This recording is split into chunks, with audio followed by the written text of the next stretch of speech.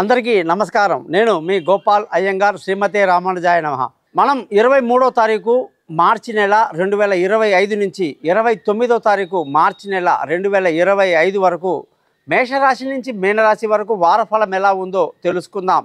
ఈ వారఫలాలు కూడా పూర్వాషాఢ నక్షత్రం నుంచి ఉత్తరాభాద్ర నక్షత్రం వరకు, నవమి తిథి నుంచి అమావాస్య వరకు, అలాగే ఆదివారం నుంచి శనివారం వరకు ఉంది.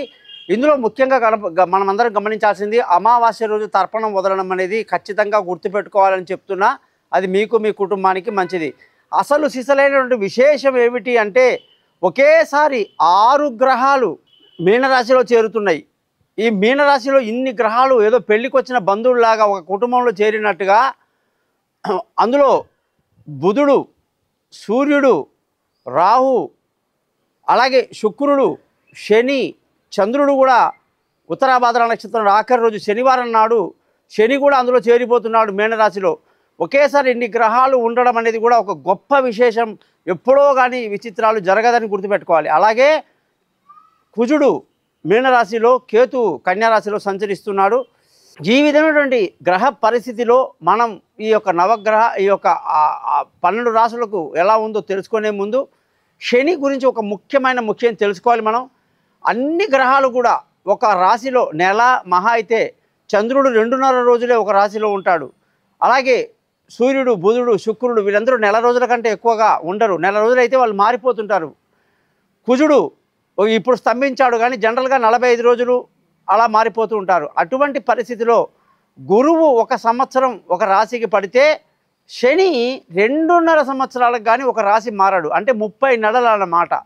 అటువంటి శని ఇప్పుడు కొత్తగా మనకు మీనరాశిలోకి రావటం అనేది ఎంతమందికి ఏ విధంగా అది యూజ్ అవుతుంది? 2.5 సంవత్సరాలు ఉండబోతున్నాడు. మరి అది మీనరాశి వాళ్లకు నెత్తి మీదికి వచ్చిన శని అంటారు. అంటే అప్పుడే కుంభరాశి వాళ్ళకి 5 ఏళ్ళు అయిపోయి ఇంకా 2.5 ఏళ్ళు బాకీ ఉంది. మీనరాశి వాళ్ళకి ఇంకా 5 సంవత్సరాల ఏలినాటి శని ఉంటుంది. ఇప్పుడు కొత్తగా మేషరాశి వాళ్ళకి ఏలినాటి శని 30వ తారీఖు నుంచి మొదలవుతుందన్నమాట, 29 నుంచి. కాబట్టి ఈ ఏలినాటి శని రావటం వల్ల మేషరాశి వాళ్లకు ఎటువంటి జాగ్రత్తలు తీసుకుంటూ ఉంటే మంచిది, మీనరాశి వాళ్ళకి నెత్తి మీద శని రావటం వల్ల వాళ్ళు ఎటువంటి జాగ్రత్తలు తీసుకుంటే మంచిది, సింహరాశి వాళ్ళకి అష్టమంలోకి అంటే 8వ ఇంట్లోకి శని వస్తున్నాడు. శని ఎవరికి స్నేహితుడు, ఎవరికి శత్రువు అని మనం ముందు గమనించాలి. సూర్యుడికి పరమశత్రువు, కుజుడికి పరమశత్రువు. వీళ్ళని చూసి శని నిజంగా భయపడతాడు, వీళ్ళ జోలికి రాడు. అలాంటిది కొందరికి మిత్రులు అంటే గురుగ్రహానికి మిత్రుడే. అలాగే శుక్రుడికి పరమమిత్రుడు, బుధుడికి మిత్రుడే. మరి ఎటువంటి ఫలితాలు ఇవ్వబోతున్నాడు అని చెప్పి కానీ ముందు తెలుసుకుంటే, ముఖ్యంగా మేషరాశి వాళ్ళకి మొట్టమొదటి ఎఫెక్ట్గా ఏలినాటి శని మొదటిసారి వచ్చేవాళ్ళు చాలా జాగ్రత్తగా ఉండాలి. రెండవసారి వచ్చేవాడు పొంగు శని అంటారు. జీవితంలో అత్యంత ఉన్నత స్థితిలోకి వెళ్ళటానికి శని అనేక శ్రమకు లోను చేస్తాడు. బాగా కష్టపడి రాత్రింబగళ్ళు జీవితంలో ఉన్నత స్థితికి ఈ మేషరాశి వాళ్ళు వస్తారు. కానీ శని గ్రహానికి కుజగ్రహం మేషరాశి అధిపతికి పడదు కాబట్టి అనేక అనారోగ్య సమస్యలు, అనుకోని సంఘటనలు, నష్టాలు ఉండే అవకాశాలు లేకపోలేదు. వాటి గురించి ముందుగా జాగ్రత్తలు తెలుసుకుంటూ ఈరోజు మనం 12 రాశులకు ఎలా ఉందో తెలుసుకుందాం.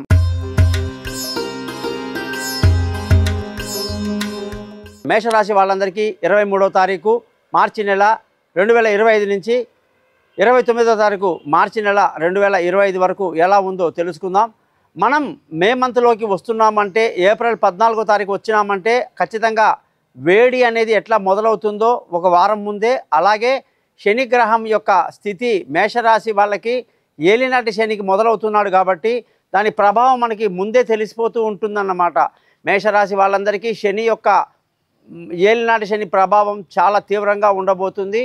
కాబట్టి మేషరాశి వాళ్ళు శని గ్రహానికి చాలా గొప్పగా జపాలు, పూజలు చేసుకోవటం, శని మంత్రాలు రోజు చదువుకోవటం, శనిగ్రహం దగ్గరికి వెళ్ళి పూజ చేసుకోవటం వల్ల తప్పకుండా చాలా మంచి ఫలితాలు, మంచి ఉపశమనం అనేది ఉంటుంది. శని తిప్పలు పెడతాడు, కష్టాలు పెడతాడు, అనుకోని ఇబ్బందులని సృష్టిస్తాడని చెప్పేసి మేషరాశి వాళ్ళు గ్రహించాలి. అయ్యా క్లియర్గా చెప్పండి. మేషరాశి వాళ్ళకు ఎక్కడ ఇబ్బంది పెడుతున్నాడైనా పాయింట్ చెప్పండి, జాగ్రత్త పడతామంటే అది ఉద్యోగంలో, వ్యాపారంలో. శని మేషరాశికి దశమాధిపతి, ఏకాదశాధిపతి కాబట్టి 10వ ఇల్లు 11వ ఇల్లు శని ఆధీనంలో ఉంది. కాబట్టి శని ఉద్యోగానికి అధిపతి. ఉద్యోగంలో అనేక ఇబ్బందులు, అనుకోని మార్పులు, ఉద్యోగంలో మానేసి ఉద్యోగంలో గొడవలు లేదా తప్పులు జరగటం అలాంటివన్నీ.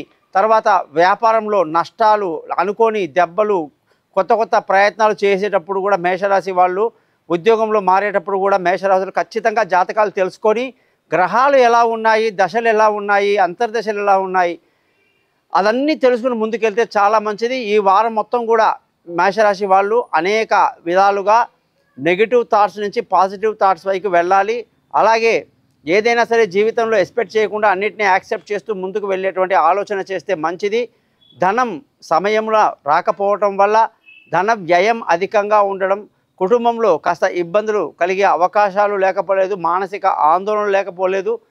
అలాగే ధన వ్యయం ఎక్కువగా ఉంటుంది. బంధువుల, స్నేహితుల సహాయ సహకారాలు ఈ రాశి వాళ్ళకి చాలా బాగుంటుంది. అది బాగా గుర్తుపెట్టుకోవాలి. మనకు ఎప్పుడైతే సమయం బాగాలేదో బంధువులు, స్నేహితులు సహాయం చేయడానికి ముందుకు వస్తున్నారు.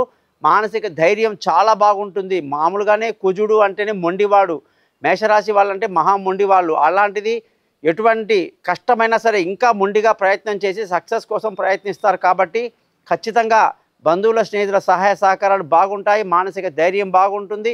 విలువైన వస్తువులు, భూములు, ఇల్లు, వాహనాలు కొనటానికి వారం చాలా బాగుంది, ఇబ్బంది లేదు. అలాగే సంతానం విషయంలో, పిల్లల విషయంలో వాళ్ళ ఆరోగ్యం పట్ల జాగ్రత్తలు వహించాలి. ప్రయాణాలు చేసేటప్పుడు ముందు జాగ్రత్తలు తీసుకుంటూ ఉండాలి. ఉన్నత విద్య కోసం బయట దేశాలకు వెళ్ళాలంటే కొంత సమయం ఆగడం మంచిది.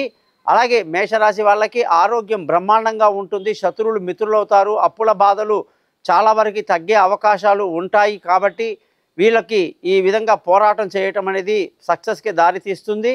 ముఖ్యంగా భార్య భర్తల విషయాలకు వస్తే చక్కటి ప్రేమ అనురాగాలు ఉన్నప్పటికీ అనవసరమైనటువంటి విషయాల్లో కలహాలు, లేనిపోని ఇబ్బందులు వచ్చే అవకాశాలు లేకపోలేదు.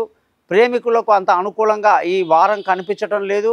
వివాహం కాని వాళ్ళు ఇంకా కొంతకాలం ఆగితే మంచిది. దూరంగా ఉన్న వాళ్ళు దూరంగా ఉండడం మంచిది. ఇప్పట్లో ఆ ప్రయత్నాలు మనకు వికటిస్తాయని చెప్పి తెలుసుకోవాలి.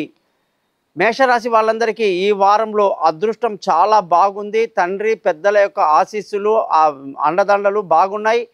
వాళ్ళ నుంచి రావాల్సిన ఆస్తులు, విలువైనటువంటి సమాచారాలు ఖచ్చితంగా మీకు అందుతాయి. అలాగే ధర్మ మార్గంలో ప్రయాణిస్తారు, అదృష్టవంతులు అవుతారు. ఉద్యోగం విషయంలో, వ్యాపార విషయంలో ఏలినాటి శని ప్రభావం మనకు తీవ్రంగా చూపిస్తున్నాడు.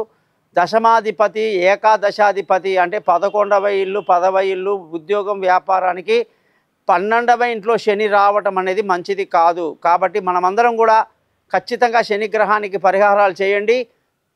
శనివారం రోజు గుడికి వెళ్ళండి. ఎలా చేయాలో, ఏం చేయాలో నన్ను కాంటాక్ట్ చేయండి, నేను చెప్తాను. మీ గోపాల్ అయ్యంగార్. నమస్కారం.